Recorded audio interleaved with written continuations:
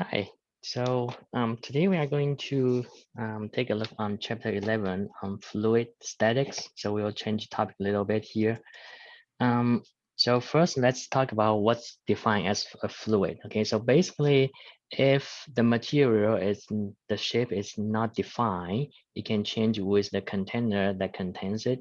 So then it's called fluid. So in that sense, the both liquid and gas, they are considered as fluids. Okay, and then solid is another different category. So then we have solid and fluid. Okay. So in figure A, this is a solid molecular. If you look into detail, so the atom is not free to move around too much, just slightly vibrate with a fixed location. But in the sense of the liquid and gases, the molecules or atoms, they are free to move around. Okay. All right, so that's basically the first section of the chapter. The second section of the chapter talks about the definition for density. So I think you guys all learned this already somewhere. So density is defined as mass divided by the volume. So if mass is the same, if you have larger volume, then density is smaller, okay? On the other hand, if volume is smaller, then density is larger. Density has SI unit of kilogram times meters cube, all right? And if a material density are not given, and you can actually look it up here, all right? So in this table here. So that's density. And then the next section here talks about definition for pressure. So we talked about this earlier when we talk about deformation of material.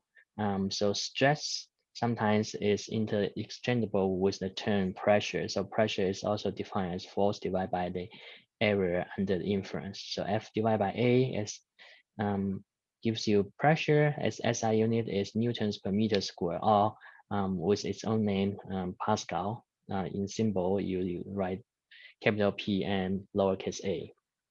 Other units you might encounter includes PSI, which means pounds per square inch, or like ATM, atmospheric pressure, etc. Okay. All right. So with that, we can take a look at a quick example here. So this one says nail tips exert tremendous pressure when they are hit by hammers because they exert a large force over a small area. What force must be exerted on a nail with a circular tip of 1.00 millimeter diameter to create a pressure of 3.00 times 10 to the 9 newtons per meter square? Okay, so let's take a look here. If you are watching this video, because this is um, a synchronous lecture, so you want to pause and then solve for by yourself before you click on play again, okay, to check with the solutions. But let me take a look at the solutions here. All right, so we are looking for force F, right? Now, it says the pressure is given as 3.00 times 10 to the 9 newtons meter square, and it tells us the diameter D is equal to 1.00 millimeter, okay, which you want to convert into meters, so 10 to the minus 3 meters, okay. So we just learned that pressure is equal to force divided by area. Now you can calculate area. Area should be equal to pi over 4. You are given D, so D square, right? So then this can be calculated.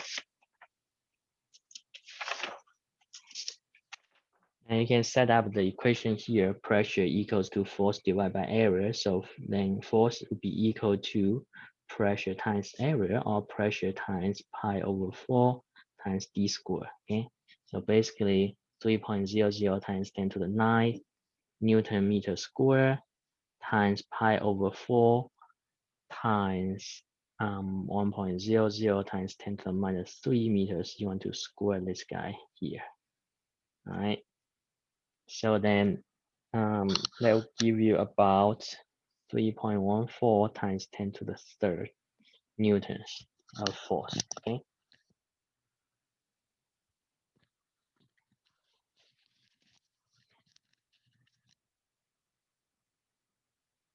All right.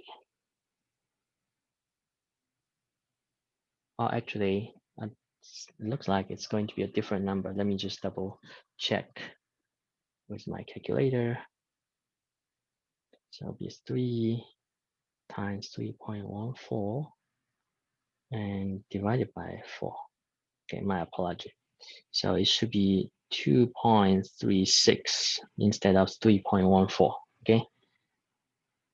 All right, and times 10 to the third.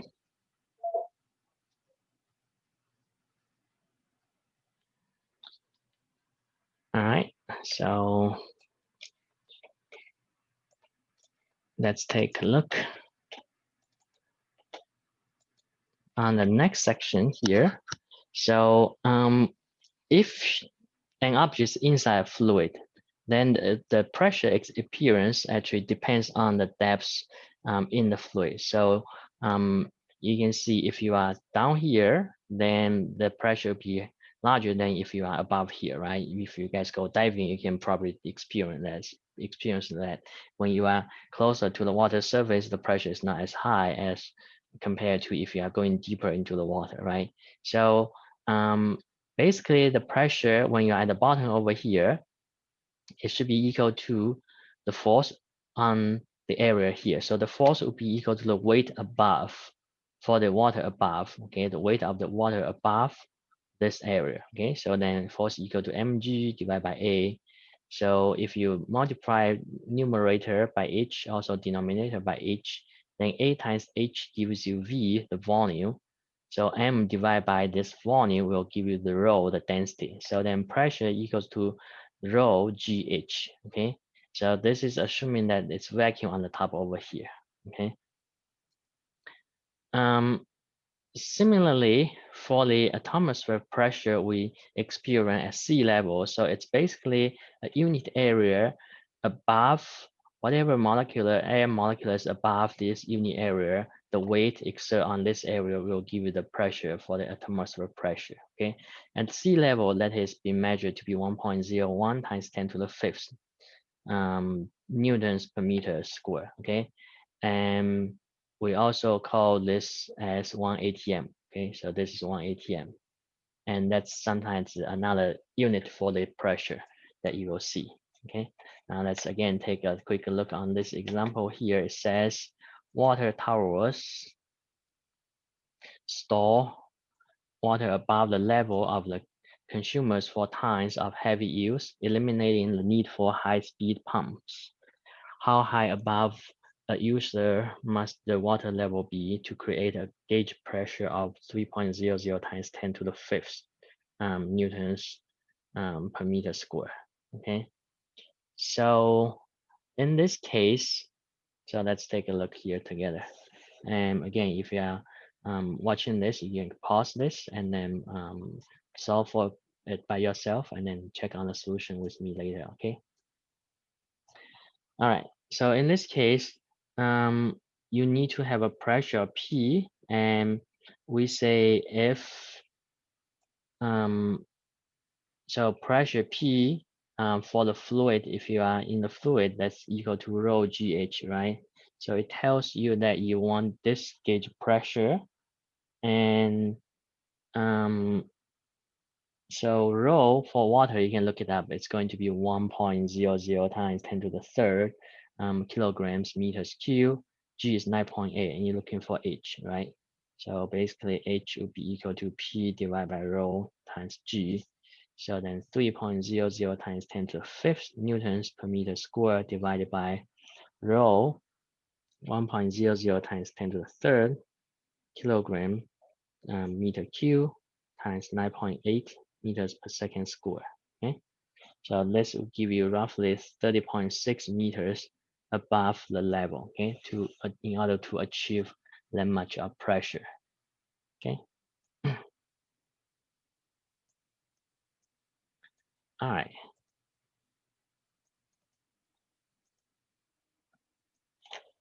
So next we are going to check Pascal's principle. Okay, so Pascal principle basically says the pressure acts uniform in all direction within an enclosed fluid. Okay, so for example, in closed fluid here, gas here, if you give a weight on the top of this movable piston here, then there's a change in pressure over here, right? Because the force is increased. Then the pressure over here should be increased as well by that amount, and then this also here. So in every direction, that should have the same change. So that tells you pressure in every location here inside the fluid should be the same. Okay. And with that principle, you can actually design the hydraulic jack. Okay, so then on one end you have actually a smaller piston here. Now there's fluid here enclosed. Okay, and then on this piston over here, larger piston over here. So this is your input force F1. Then the resultant will be a larger force F2 because pressure here is equal to pressure over there. Okay, so P1 F1 over A1 is equal to F2 over A2. If you have a larger A2, then you have a larger force F2. Okay, let's take a look on this example here, example 11.6. Okay, so it says hydraulic brakes uses Pascal principle. The driver exerts force of 100 newtons at this point on the brake of the pedal. This force is increased by a simple lever, a simple machine here. Then this is applied force to the hydraulic jack over here, device over here. So this fluid inside the tubes here connect to this tube. So enclosed fluid over here. So then pressure over here should be equal to pressure over here. Okay, so let's take a look here.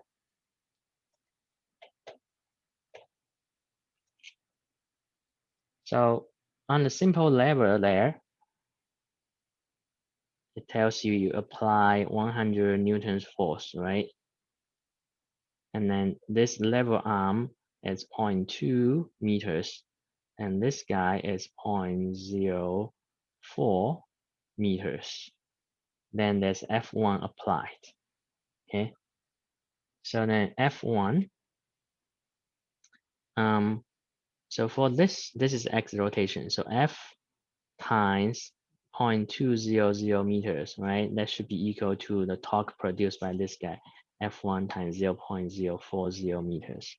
So then you can solve for that. If this is 100 newtons for F, then F1 is going to be equal to 500 newtons, okay?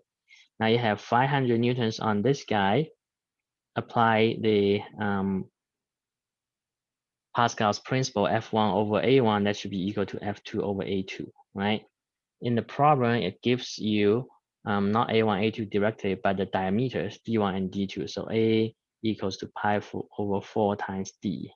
Okay, so then in this case, F1 divided by pi over 4 times D1 square, or we should square the D here. That should equal to F2 over pi over 4 times D2 square, right? So pi over 4 and pi over 4 would cancel out. Then it's simply F1 over D1 square equal to F2 D2 square. So that will tell you your F2 is equal to F1 over D1 square times D2 square. Okay. Now you can plug in the numbers because you know F1 is 500 newtons and you know your D1 is given as in the figure 0.5 centimeter square, right? Times D2, 2.5 centimeter square, right? So that gives you, let me see,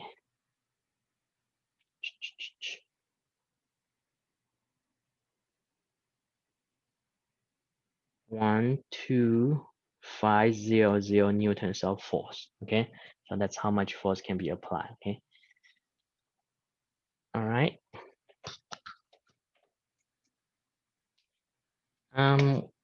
So that was the example in the textbook. Okay, now let's take a look on another example here. It says across host pours the remnants of several bottles of wine into a jar after a party. He then inserts a cork with a 2.00 centimeter diameter into the bottle, placing it in direct contact with the wine. He is amazed when he pounds the cork into place, and the bottom of the jar, diameter 14 centimeter, breaks away. Calculate the extra force exerted against the bottom if he pounds the cork with a 120 Newton of force. Okay, so this, let's take a look on here.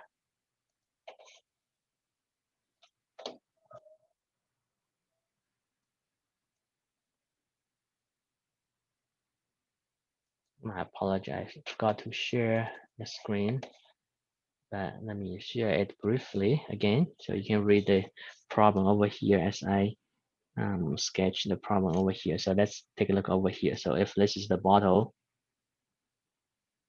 right? So this end is 2.0 centimeter. On the bottom here, this is 14.0 centimeter. Okay, so if he applies force, let's call it F1, it's asking you what would be the force on this end, F2, right? So then here you can apply Pascal's principle again, F1 over A1 equals to F2 over A2, all right? And then again, this will be A F1 over pi over 4 times D1 square equals to F2 over pi over 4 D2 square, okay? Similarly to the previous example, the pi over 4 and pi over 4 will cancel out, okay?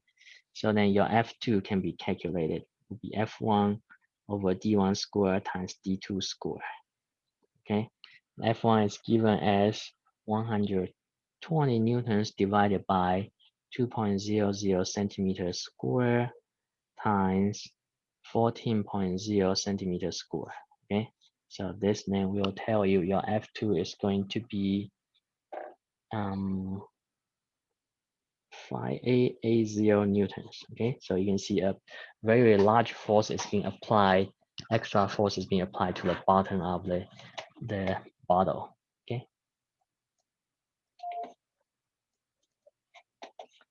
All right. Next, let's take a look at the device that we use to measure the pressure. It's called pressure gauge. Okay, a pressure gauge actually measures the relative pressure to atomic pressure. Okay, so then for absolute pressure, you'll have to do the gauge pressure plus the atomic pressure, atmospheric pressure. Okay, so P absolute equals to P gauge plus P ATM. All right. Pascal's principle has other application on other devices. Okay, so for example, the one shows here. All right, so the pressure over here. Okay,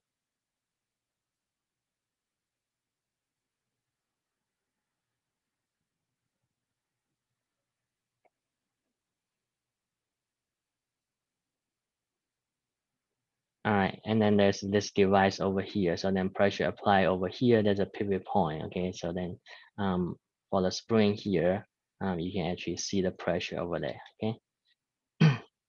So it uses the flexible bellows connected to a mechanical indicator to measure the pressure. All right, and then for this pressure device, okay, it's the same here.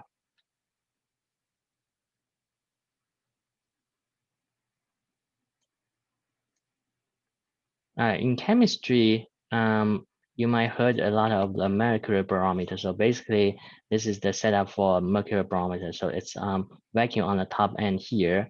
So then pressure at this point, which will be the same at this point because it's the same level for the liquid, right? So for the surface of liquid, this will be equal to the weight of the mercury above it divided by the the area. So we derived this already. It should be rho GH or H rho G, whatever. You can rearrange the terms here, okay?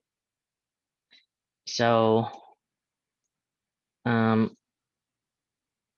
for ATM atmospheric pressure is being measured as roughly about 760 millimeter mercury or about 30 inches mercury. Okay, so that's the height. So usually people will just indicate like the height of the mercury to indicate what pressure is this guy. All right. Now, next section in this chapter talks about Archimedes' principle. So this is um, probably a famous story that you guys have heard. So so Archimedes, so he was the wise man, and then he served the hero, the king of Syracuse. And at one time, the king ordered a gold crown and gave the goldsmith the exact amount of gold to make it. But when he received it, he suspected that the goldsmith was stealing his gold and made a crown with other metals as well. But he couldn't prove it, so he asked the wise man Archimedes to prove it, right? So then one day when Archimedes was taking a bath, and then he realized water coming out of the bath when he go into the bath. So then he immediately know that he can utilize that principle to solve for the problem. So then he actually ran out naked through the streets of Syracuse and shouting, "I found it! I found it!" All right, but that's the story. We will see about how we can actually calculate the density by putting material into water. Okay. So basically, this is Archimedes' principle. It says the buoyant force acting on an object fully or partially submerged in a fluid is equal to the weight of the fluid displaced by the object. Okay, so you put the object into here, so then buoyant force is equal to the weight of the fluid being displaced. Okay, I'll put into equation F buoyant force equal to weight of the fluid displaced. Okay. All right. Now, basically, the cause of the buoyant force is because for the top of the object, you will experience a different pressure than the bottom of the object over here. So then as a result, the force applied on the top is different from force at the bottom. The bottom will have larger force than the top. So then the net force will be the buoyant force, okay? All right. So then if you put an object into the fluid, okay, so if the weight of the object is greater than the fluid, then the object will sink, right? If otherwise, it will float, okay? Now, when it floats, then W of the object will be equal to W of the fluid being displaced, right?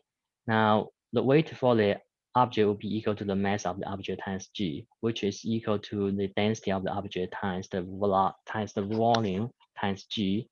And then for the water, it's the same thing. Water displaced is the same. So it's mass times of the displaced water times G, or the density of the displaced water times volume times G, okay?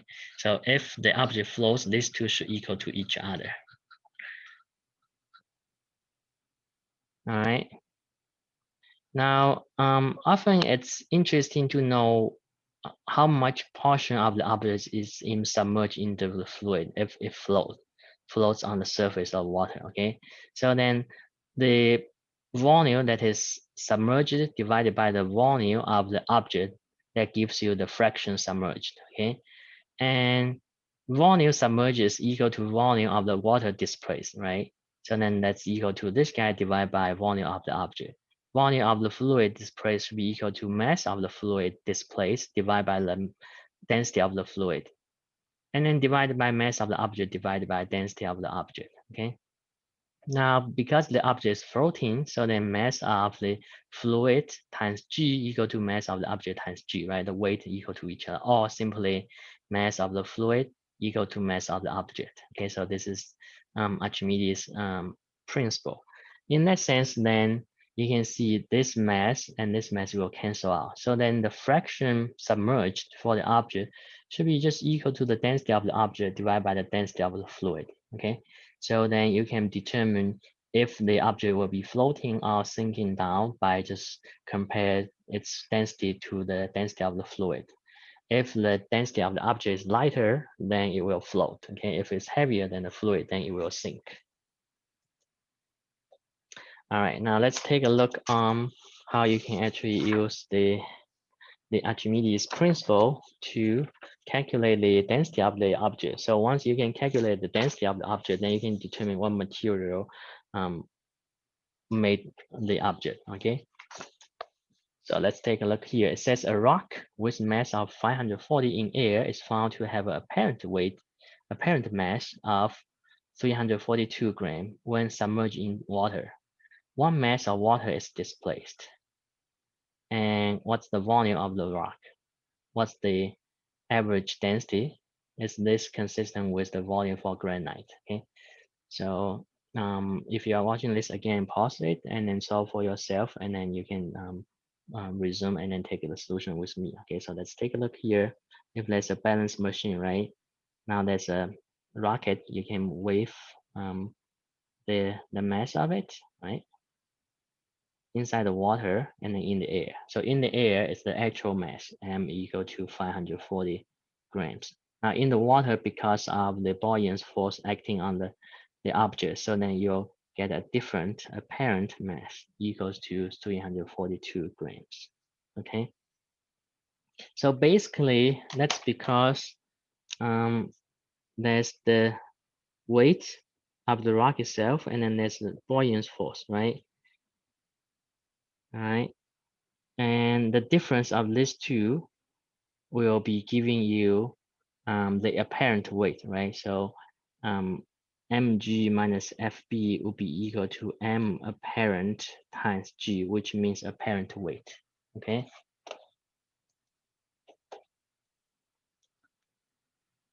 And according to Archimedes' principle, F buoyant force should be equal to F fluid, right? Displaced times G. So then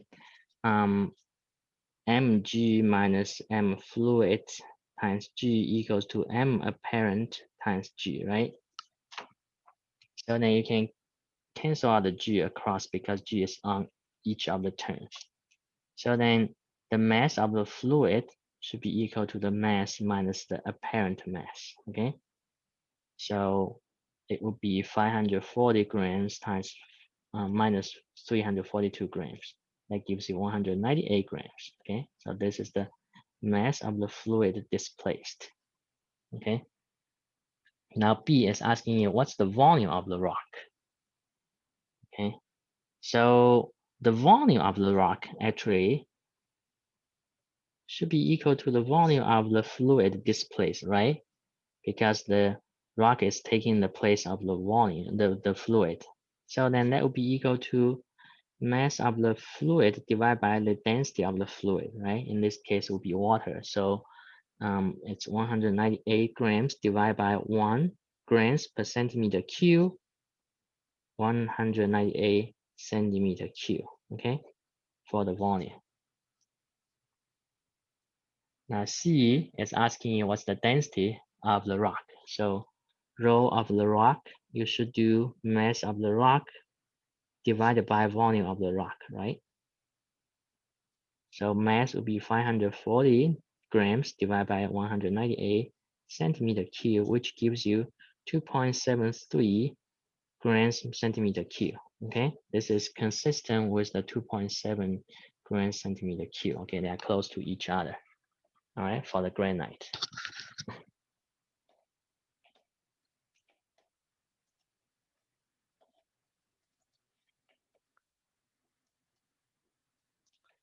All right. So the last section of the textbook talks about cohesion and adhesion in liquids, surface tension and capillary action. So if you guys like bubbles, okay, my sons, they like them very much. In the summer, they would play with them. One will blow the bubbles and the other will be chasing them. It's yeah, they usually will have a lot of fun. But basically, cohesive forces, they are referred to the forces between molecules of the same type. Okay, so that's the attractive forces between molecules of the same type are called cohesive forces. All right, and then attractive forces between molecules of different types, they are called adhesive forces. Okay, so cohesive forces between molecules cause the surface of liquid to contract to the smallest possible surface area. So that's why the bubbles are in spherical shape. Okay, and this general effect is also called surface tension. Now, surface tension for biological, there's a lot of biological application. For example, the bugs, they can stay on the surface because there's surface tension over there, okay? So you can actually try to solve for the surface tension here by looking at the geometry over here, okay? Surface tension for different liquids can be found in this table. All right. You can also use contact angle to figure out what's the surface tension. Okay. So a water drop, if it's a wax, you will form a large angle. On a pen will force a smaller angle. Okay. So the tangent line to the liquid surface and the it's called the angle between the tangent line and the liquid surface is called the contact angle. So it's actually angle you can measure and then you use that to calculate what's the surface tension. Okay. Now, surface tension all depends on in the capillaries. Okay, if you have a like tiny tubes, you can see if you insert them into the water or some other liquid, you can see there's a capillary rise. Okay, depends on the radius of the tubes. Okay, if you have a smaller tube, then you'll rise higher. So the height can be expressed in terms of the radius here, inverse proportional to radius. Okay, all right. Okay, that would be it for chapter 11. Okay, so I'll see you guys later on for chapter 12. Bye.